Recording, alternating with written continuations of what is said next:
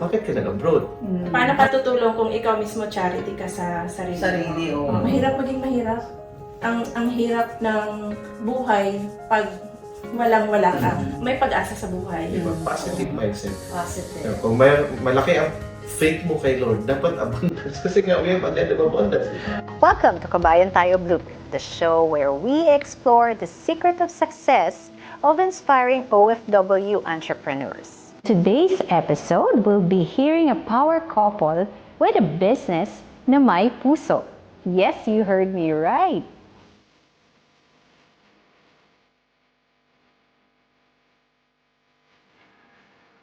Kayo nagsimula as in first step towards etong abundance mindset? Yun nga, nag-umpisa yan after namin nagkaroon ng pandemic sa buhay. Nag-abroad kami, that was 2006. 2006. 2006 in Dubai. In Dubai. Yeah. Oo. So, married na po kayo? 2005. A year after, Nag-UAE. nag-Dubai. So, pareho po kayong pumunta dito to work talaga? Or Yes. since that time, tita, may work ka na din? Nauna ako dito as a visit visa, that was October 2000. Nauna ka kayo? Aba! Uh, Naisip niyo talaga, dito tayo pumunta sa UAE? Oo, kasi nag-umpisa kasi yun Nag-start sa kapatid ko. niya. Oo, yung bunso namin babae. Tapos, actually, may negosyo na kami sa Pilipinas. Hindi nga lang nag-work. Nung time na nasa Pilipinas, siguro kulang pa yung kaalaman namin on how to manage our finances. So, nung dumating kami dito sa Dubai in 2006, nawala talaga yung yung business mindset namin. Parang bumalik kami sa employee. So yun, Nasilaw sa maraming lights. Dubai. Nawala sa focus. nawala kami sa focus doon. So, Maraming chocolates. So, here Maraming comes, tourist spot. tourist. yes, tapos palagi kumakain kahit lumobo. Ayan. Hindi yung wallet ang lumobo, yung Hindi. katawan. Yes, Ano? umayat yung wallet. Kasi laging kain sa labas. Diet yung wallet. Oo. Ayun. Here comes recession in 2008. Hindi pa naman masyado namin naranasan yung crisis na yon. Naranasan namin yan nung umpisa ng 2009. 2009. Tapos 2010, 4 to 5 months wala kaming sahod. Hindi kami nagsumasahod. Kaya Tapos napakahirap. nakapanganak ko pa lang nun. So, Okay, sobrang hirap. Sabi nga ni Faris, parang darkest moment kami bilang mag-asawa. Tapos, syempre, yung anak namin kakapanganak noong 2008.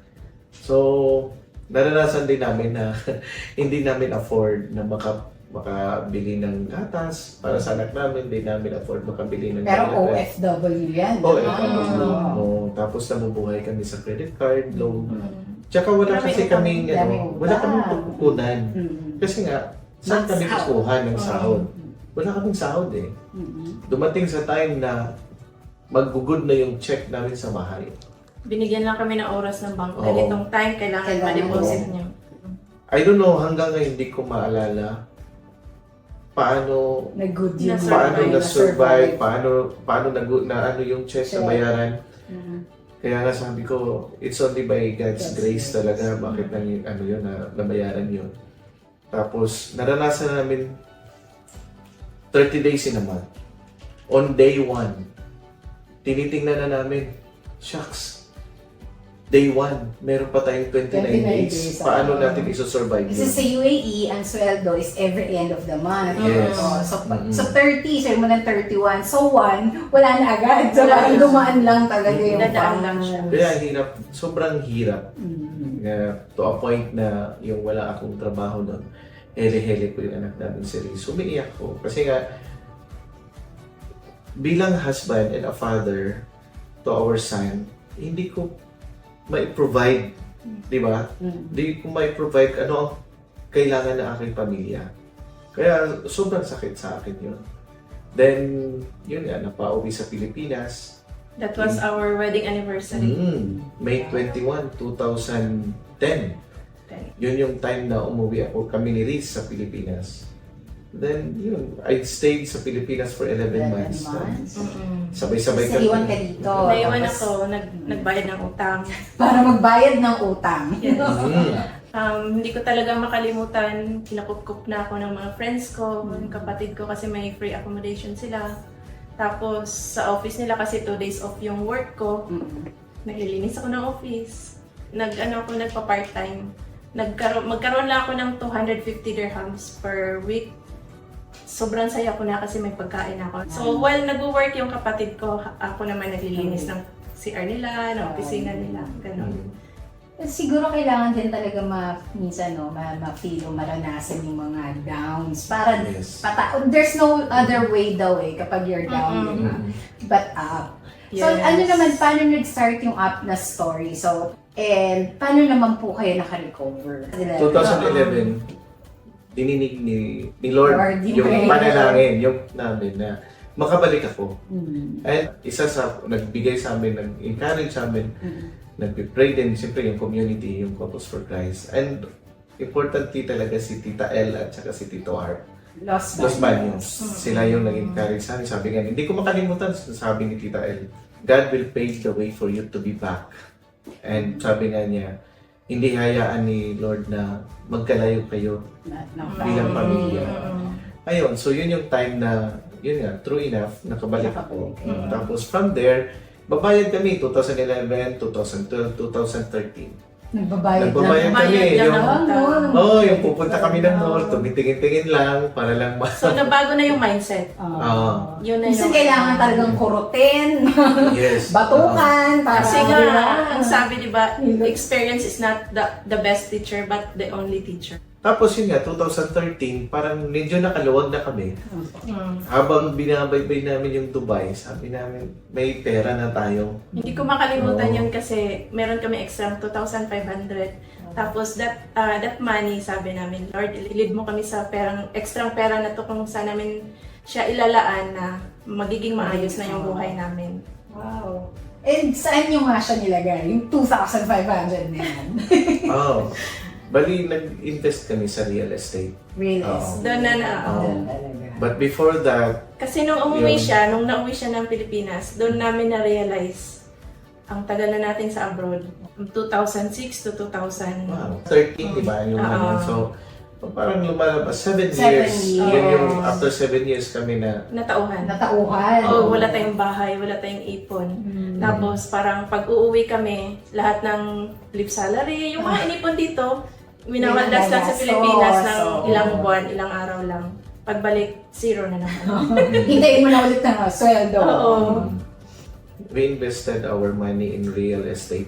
Tapos nag-attend kami ng mga trainings, mga talks about how to manage your finances. Ang community, si Francis Kong, Francis J. Kong. So, ganun talaga yung nyo na learning. Kailangan may matuto, kailangan may mentor. Ang isa sa community na hanggang ngayon kung saan kami kasama pa rin is yung Fridge Revolution.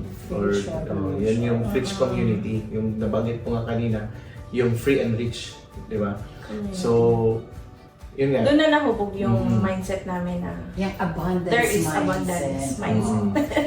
So, There is abundance. Oh, there is abundance. Yes, So, because our nag-start- God is limitless. Yes. Diba? Opo. So, kung may you started with one, Yes. condominium po ba yun? Or A lot. Nag-start Lot. kami sa Sa lot. lot. Kasi that time, yun lang yung afford namin. Okay. Kasi nag-start pa lang kaming mag-recover. okay. So, ang importante, may ipon ka, may investment ka. May Yes. Oo. And from that one lot, ilan na siya ngayon? Hindi na po namin nabilang actually. So, meron kami sa Alabang, which is Alabang. pinapapahan na namin for 2 years na. Oo. Ang sa Davao namin, almost, na siya, May tatlo kaming property sa Davao. Davao. Dalawa doon is yung condo, yung isa is yung house and lot. house. Kasi po, ang ginagawa nyo, yung binibili yung property, Pinaparent natin. Yes. Kasi may nabanggit ka niyan kanina ito na yung bahay, it would be, hindi siya asset unless Ang kasi, in principle kasi yung house and lot is liability. Pero kahit liability siya, gusto ko pa rin magkaroon ng bahay at lupa. Of course, no? Lahat naman ng OFW gusto yun ang magkaroon ng plan. Oo. Ultimate goal natin Ultimate yan. goal natin yan. Bago tayo mag-abroad. Pero Yes. kami Gusto kasi, ko ng bahay. ginawa namin siyang last priority. Kasi nga, nabanggit ko nga kanina, no? Liability siya. Ngayon, magiging asset lang siya kung paparentahin mo siya. Tapos hindi pa rin namin kailangan ng house and lot. Although ngayon kailangan namin kasi nga wala kaming mapupuntahan. At the same time, doon namin papatirahin yung mga staff namin. Mga staff namin. Para magkaroon Mga staff sila na ng... to. Oo. So, ang ginawa namin, nag-iipon muna, nag-gather muna kami ng mga investment that generates passive income. Passive income. So, yun yung pumasok yung condo rentals, then later on... Explain natin, yung- ano po ba yung passive income? Kasi baka hindi nila... Yung passive income na, halimbawa, isa sa example namin is yung condo. So, siyempre, na-turnover sa'yo, meron kang monthly na binabayaran. So, ngayon, ang nababayad sa aming monthly Rent. amortization, Amortization sa bank.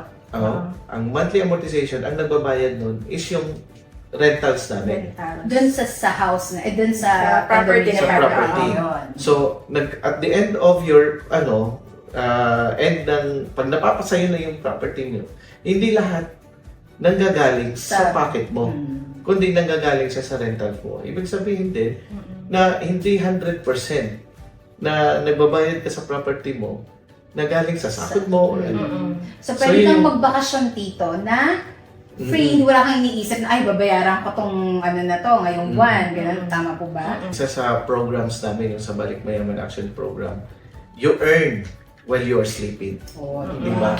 Gusto natin yun. Kahit mga 10 hours na tulog, 24 hours tulog. Oo. Kahit Yung- nagbabakasyon na kami, may kita. Recently lang, nung nagbakasyon kami outside Dubai, so may pumapasok ng mga bookings. Di ba? Sabi ko, oh Lord, salamat. Providence sa'yo na binibigay ng Panginoon ba na, yun nga, mag-serve ka lang sa akin, ako na bahala sa'yo. Oo nga. Di ba?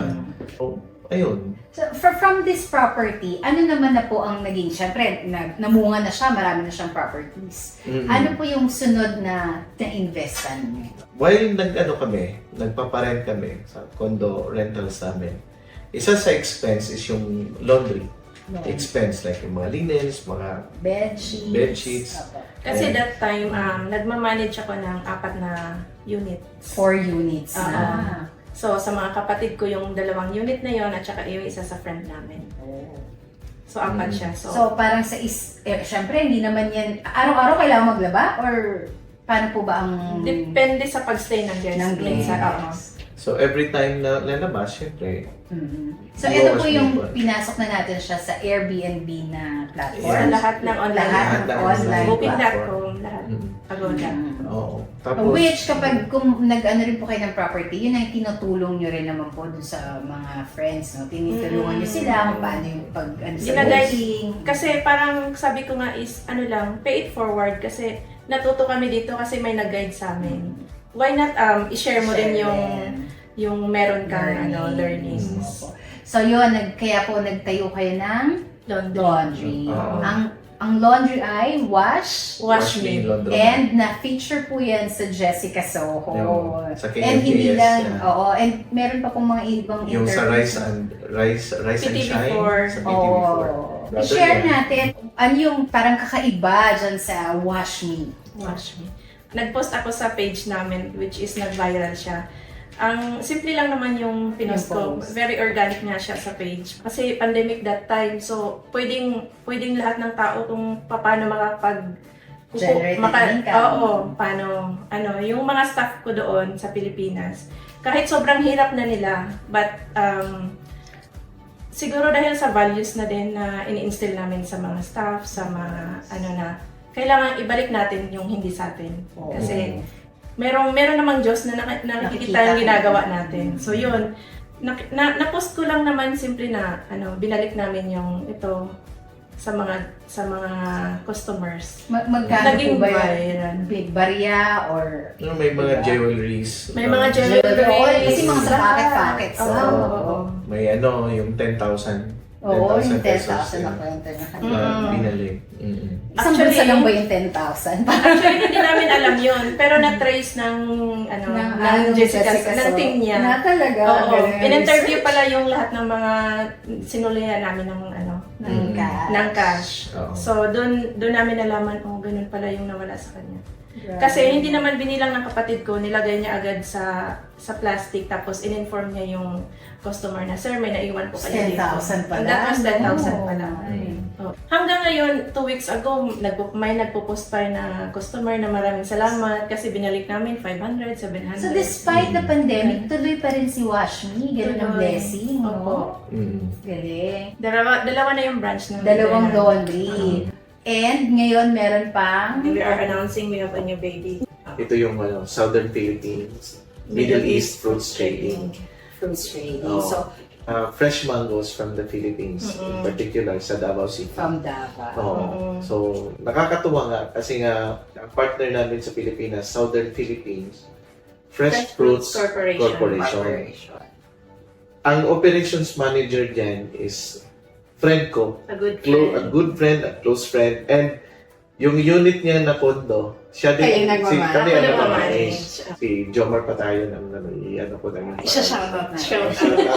na after few days, nung bakasyon ako, nag-message sa akin na gusto makipag-meet sa akin yung CEO. Dapat, i-open sana nila is Russia. Russia dapat. Ngayon, since may nangyaring kaguluhan, na-open ngayon yung Middle East. Middle East. Tapos dito sa Dubai. Gusto ko lang ikwento muna yung bakit kami nagka-interest Nag-agree na. nag-agree. Kasi nga nag-a-align yung core values namin. Okay. Tapos yun, dun na yun nag-umpisa. Hanggang sa lumaki-lumaki. Yung fresh mango na dinadala namin dito sa UAE, export grade siya. Ito yung mga mangga na pumapasok ng South Korea, Japan, China, Hong Kong, Malaysia. Gusto ko marinig yun sa poultry kasi kanina Tito, di ba, sabi nyo, habang nagdadrama kayo Oo nga eh. oh, di ba, pang MMK pa yung ano Yung nila. ano, tawag dito, yung time na napauwi ako sa Pilipinas, nagtrabaho ako sa Pilipinas, doon sa lugar nila. Tapos doon sa terminal, habang nag-aabang ako ng jeep pauwi, nakatingin lang ako, nag-observe lang ako doon sa nagtitinda ng puro lahat itlog lang. Sabi ko, ang bilis maubos ha. Tapos inaabangan ko lang, inobserbahan ko lang. Tapos nakikita ko, all walks of life, bumibili din. Kahit ako, paborito ko itlog. Oo, di ba? Oo, pakainin mo ako ng itlog buong araw, okay na sa akin. So, napakadali kahit anong luto, di ba? Oo. Sabi ko, okay to ha. So, yun, doon nag-umpisa. Tapos, yun nga yung sabi niya kanina na gusto niyang isama din yan yung mga kapatid niya. Gusto ko kasi, yun yung pinaka-why ko na hindi pwedeng ako lang yung aangat sa buhay. Isasama ko pamilya ko, friends ko, kung sino yung willing na sumama sa ano namin. Yes. So, yun, nakita ko Siyempre, yung... dapat isa kayong lahat payaman. Oo.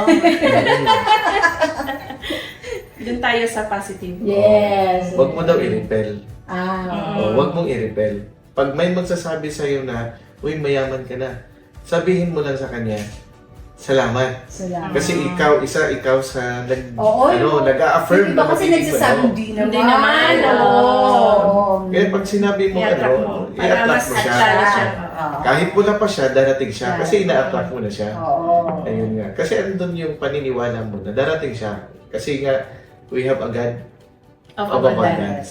Di ba? Oo. You started with how many? Ano yung tawag doon? Birds. Birds. RTL yun. Ready to lay. Ready to lay. Lay. Chicken. Chicken. Oo.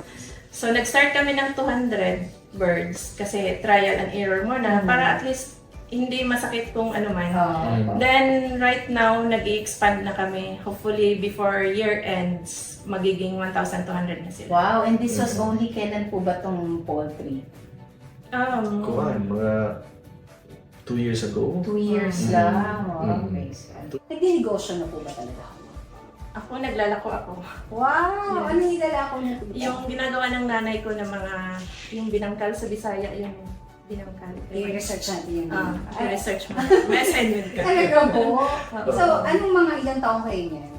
That was my elementary years. So, siguro mga 11, 12 years old. Gusto namin ma-break yung scarcity mindset. Yes. O kanina, abundance mindset. Yeah. Ngayon, scarcity Yes, mindset. break natin siya. Kasi ano yun eh, mostly yung scarcity mindset kasi, yun ba pag tinanong mo na, kaya mo to, ang kaagad na babalik sa kanila, ay wala akong pera, ay wala akong ganito.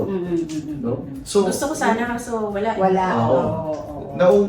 Yun yung scarcity mindset na So sinasabi. yung brain mo stop nang mag-work.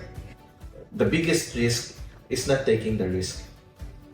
The biggest risk is not taking the risk. Yes. Yes. Yun nga. Pagdating Kasi sa nga, negosyo. hindi tayo nagre-risk kasi takot tayo. You have that fear. If you want to achieve something in life, you have to break that fear because what you want or what you want to achieve in life is on the other side of fear. Diba? Oo. So- Kasi mga obstacles lang yan eh. Nandun ka, gusto mong punta dun sa kabila. Ang nakakapag-hinder sa success is comfort. Oo. Kasi Masyado ka ng parang komportable. you just want to be on your comfort zone. Yes. Parang gusto mo lang na, okay na ako dito. Mm. Parang, ayaw ko na, dito na lang ako. Marami kaming napag-share ng gano'n. Tapos una nga, sasabihin sa'yo, okay lang mag-present kayo dito. Yan nga. How do you deal with, syempre, hindi naman lahat ng lalapitan mo, yes ng yes, Yes. di ba po? So, paano Oo. yung rejection? Ang sa amin na lang talaga is we embrace it. We take it positively. Positively. Kasi ang mission namin is to give them information, to give them hope na kami sobrang hirap. Ito na narating Yeah. namin. Ganun. So, kung nare-reject kami, okay lang. Kasi at least, naano namin yung mission namin. So, until ngayon ba, may mga ganyan po na rejection? Hindi naman nawawala yun. Kasi nga, babalik pa naman ako dito sa umpisa.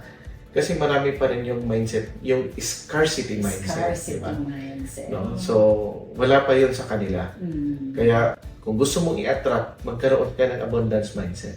Positive. Kung malaki ang faith mo kay Lord, dapat abundance. Kasi nga, we have a God of abundance. Palagi mong sinasabi na, God will provide, God will provide. Pero, nire-repeat mo naman siya. Wala ka naman ginagawa. Oo. like money.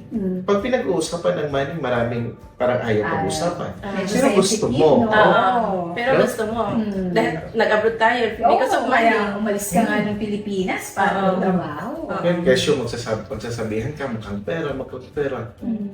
Sabi ko, hindi naman tayo, mukhang pera tayo, but in a good way. Kasi nga gusto nating makatulong. Gusto nating, pag mukhang pera ka in a bad way, kung halimbawa, naapak ka na ng kapwa. Oo. Which is, yun ang Greedy naman siya. Oo. Kasi yun yung isa. Diba? Greed. Tapos maraming mga misconception about pera. Like, money is the root of all evil. But is it correct? Love. Diba? Love It's of the love of money. money. Diba? So, marami din tayong mga misconception about money, di ba? Mga wrong money beliefs. Wala tayong money blueprint, Money blueprint. di ba? So, yan. Oo, maganda pag-usapan yung money blueprint. Ano po bang ibig sabihin dun? Yun yung kasi, like for example, blueprint. Ikaw kung tatanungin kita, ano ba sa tingin mo ang blueprint? Blueprint, kunyari sa bahay, di ba? Para makikita mo kung saan yung mga... Feature. Oo, yung Saan saan yung... So, ibig sabihin sa blueprint, nakikita mo plano siya. plan. So, paano mo pinaplano yung bahay mo? Dito mo ilagay yung CR, dito yung... Ganon din ang money. Ang pera, meron ding money blueprint. Okay. Di ba? So, in order for you to have that money blueprint, kailangan mong baguhin yung mga wrong money beliefs. Di ba? Like, ayaw kong maging mayaman kasi maraming problema. Bakit ang mahirap ba? Walang problema. Problema, oo nga. Diba? Mas mahirap maging mahirap. Yes. Yan yung why ko. Oo. Ayaw kong maging mayaman kasi Simple lang. simple lang yung simple pangarap ko. lang. Pero, bakit nag-abroad? Ngayon, kung At saka kung magkasakit ka, walang simpleng hospital. Oo, Walang simpleng walang doktor. yung isa sa staff natin sa Washme na namatay yung anak niya. Lately lang, 5 years old yung anak niya. Very sad, pero mas lalo akong doon na nag-ano yung why ko na bakit kailangan kong pa magnegosyo? Pwede namang hindi kasi isa lang naman anak namin. Oo nga. Oo. Bakit kailangan? Kasi kailangan kong tumulong. Doon ako humuhugot ng lakas kung bakit kailangan i-manage ko lahat ng So, mga ang business. purpose talaga ng yung freedom pa din, freedom Yes. to help. Kasi hindi ka naman makakatulong kung ikaw din wala. Mm. It gives din ano po no? Parang yung purpose mo bigger than yourself. Diba? Parang mas masarap ang tulong. So, kumbaga yung why niya is for us, family niya mismo. Ako naman, para mag-give back din sa iba, makatulong sa iba. So, 3 tips na pwede niyong ibigay sa ating mga viewers. Sa akin, first is prayer. Okay. Prayer talaga. Tapos pangalawa is look for mentor. Yes. Look for mentor na makakapag-influence sa'yo. Makakapag-train sa'yo na how to become positive. because it's okay to ask help. Pangatlo is attend trainings. Trainings. Research. Ganon. Pag-aralan. First is focus on your goal. Kasi nung time na nawala kami sa focus, doon kami masyadong nahihirapan. Tapos, be present. Kung nandyan ka na sa goal mo, ituloy mo na.